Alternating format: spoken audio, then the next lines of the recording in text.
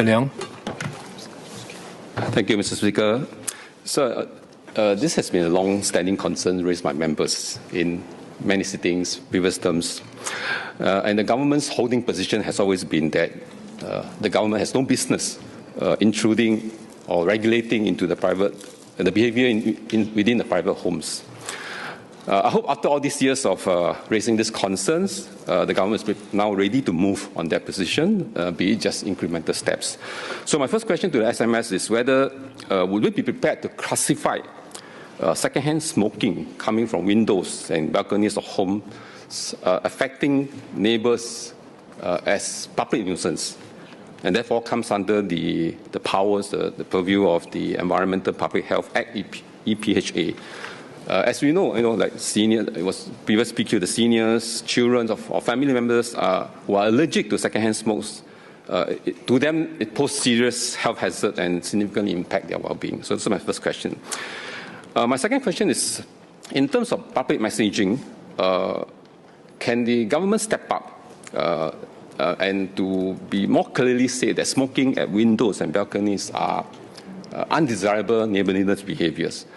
Because when I look at the HDB handbook about being good neighbours, this is not an item that's mentioned there. Other things are there, littering and all this thing, but second-hand smoke from balconies and windows are not there. So would the ministry want to push on that? Because we don't get a lot of publicity on that, except for when PQs are asked. Right. SMS General. Sir, I thank Mr. Leong for his questions. He first asked about the classification of second-hand smoke as a public nuisance, so an environmental issue. I think the specific mechanism of how we might further reduce the incidence of smoking and second-hand smoking, we can debate and we can discuss, and certainly we can continue to explore. There are challenges about enforcing any of these mechanisms within one's home. I think that's the key issue that we're wrestling with in the previous PQ as well as this one.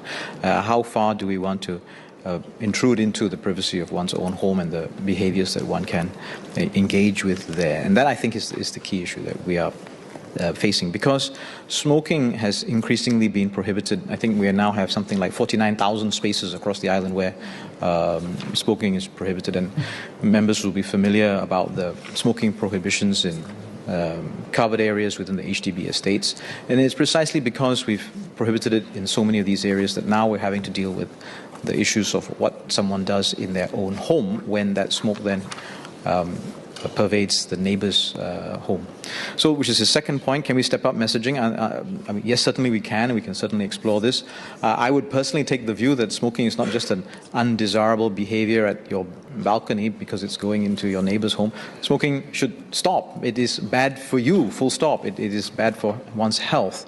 And certainly we can work with HPB, the Health Promotion Board, on the public health messages, as well as HDB, the Housing Development Board, on responsible behaviors as a neighbour. And I thank Mr. Leong for his suggestions.